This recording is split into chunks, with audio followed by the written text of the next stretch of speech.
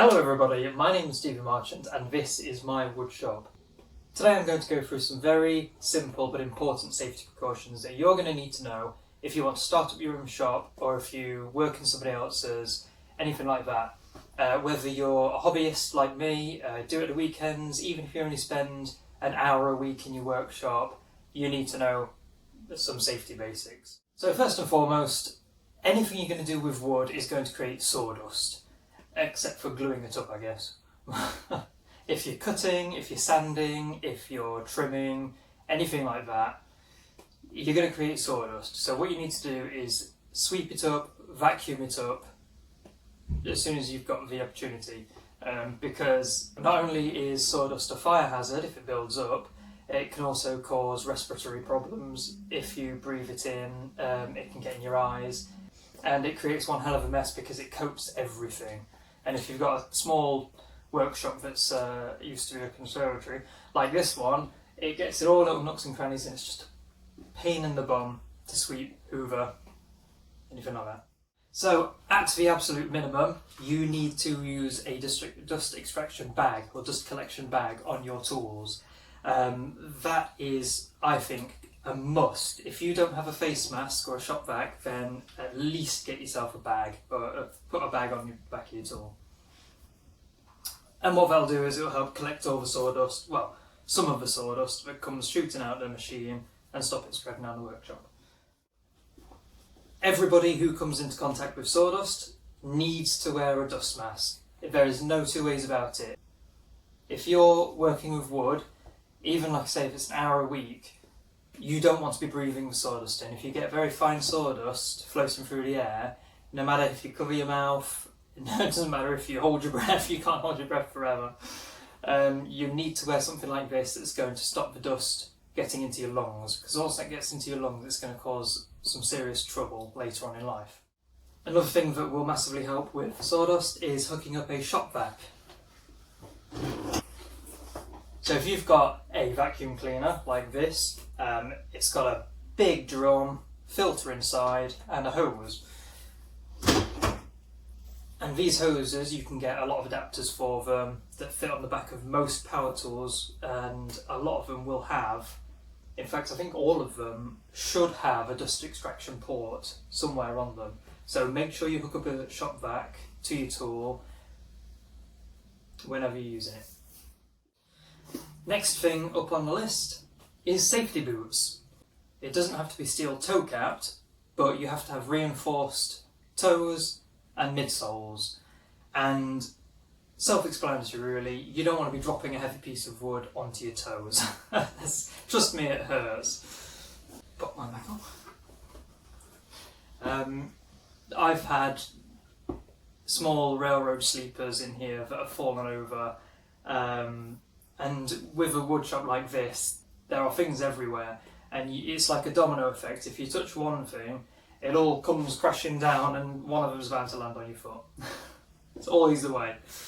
Next thing on the list, which is pretty much necessary if you're using something like a table saw or a miter saw or a router, that's eye protection. And you can get a few different types. This one is a simple strap around your head, goggles, it covers the sides of your eyes, and a big old shield in front, so it'll protect your eyes from sawdust, wood chips, anything like that. You can go for glasses like this. Again, hook over ears. They've got some side protection here so the dust and chips can't come in sideways at you. Ding.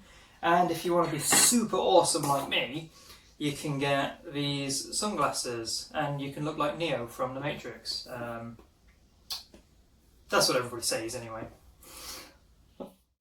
The next one isn't exactly a necessity. In fact, most people don't like using them, is gloves.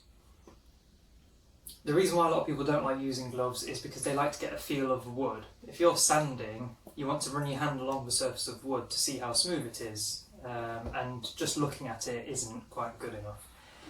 The only reason I use these kind of gloves in my workshop is because I work with pallet wood a lot. And when you're breaking apart a pallet, the last thing you want is a dirty great splinter, or if you've missed a nail or you get a little splinter of nail in there, you want to protect your hands as much as possible. When I'm using tools, not so much. I don't really tend to put them on. They're handy though if you don't have any disposable gloves, if you want to do some painting, or if you're using spray lacquer or anything like that.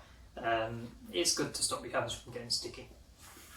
So other than dust extraction, probably the most important safety precaution you need to take in your shop is treat all of your tools with respect. Even if it's a sander, a belt sander can do a lot of damage if your hand gets caught on it. You'll lose a lot of skin very quickly. Things like a drill press, bandsaw, table saw, anything with moving metal parts, they're sharp enough as it is when they're stationary. If it's unplugged and turned off, that blade is still sharp. When your tool is running, however, that increases the risk 1000%. All you have to do is touch your finger to one, you could lose that finger.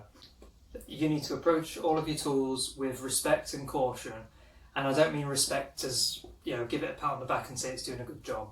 I mean, you need to know that it can cause a lot of damage. They are dangerous if used the wrong way.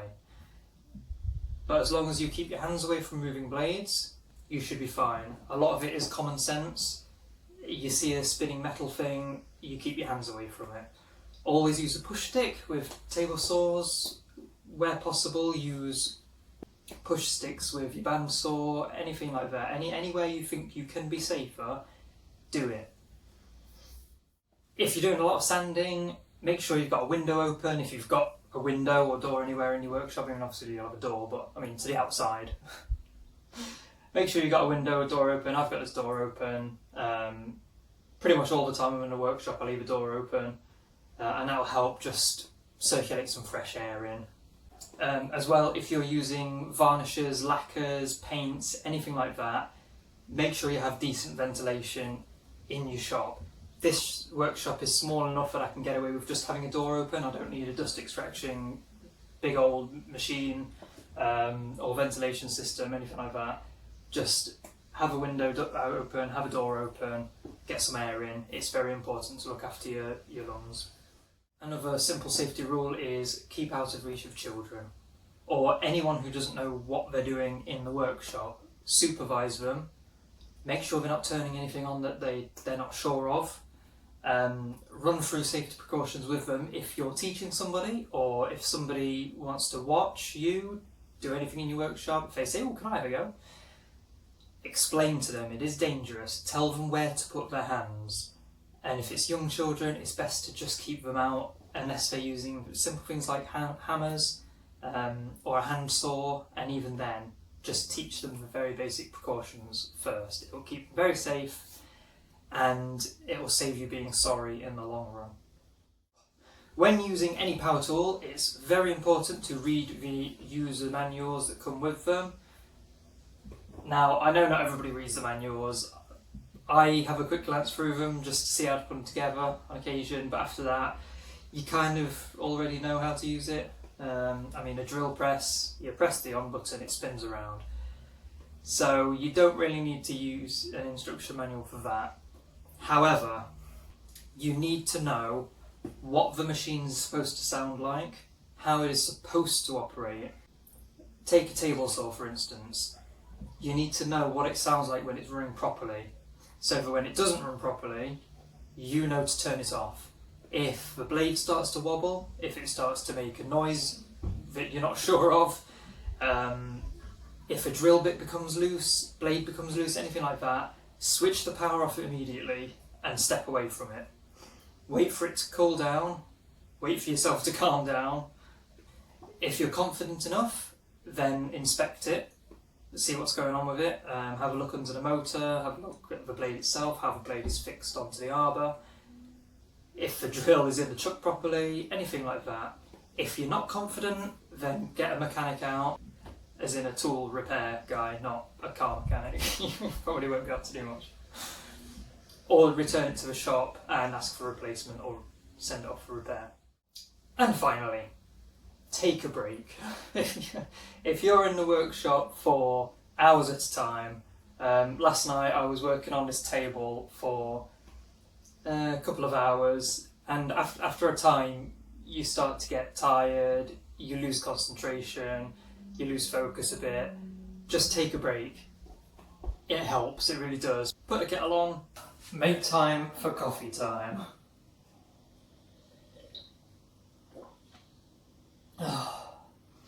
Make your partner a cup of coffee, cup of tea. Not only does it feel good to be kind like that, but it gets you away from the workshop, allows you to have a nice hot drink.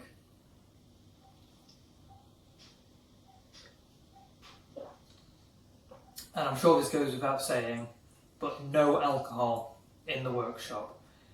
Alcohol and power tools do not mix. Even if you're sanding, bad idea. And just take yourself away from it for a bit, refresh. It also helps if you're getting a bit stressed, if something isn't quite going as you planned, if something isn't matching up the way you wanted it to, if you've accidentally put a hole somewhere that you don't want it to be. Just take a break, don't worry about it. Anything in the woodshop can be repaired. No mistake can't be rectified, and it's really not that big a deal. It's only wood. In the long run, it's only wood, so don't stress about it. Okay, and that concludes our shop safety video. Thank you very much for watching this video. I really hope you enjoyed it. Please give it a thumbs up if you liked it, and leave a comment down below in the comment section. If you didn't like it, tell me why, and I can improve things for next time. Don't forget to subscribe to this channel. It really helps me out if you do. It puts a massive smile on my face whenever I get a new subscriber or a comment on my videos. It really does make my day. Next video is going to be all about the table saw. I don't know why I'm pointing at it because you can't see it. So stay tuned for that one. Thank you very much for watching. I'll see you guys in next week's video. Thank you very much, really appreciate it. Bye bye!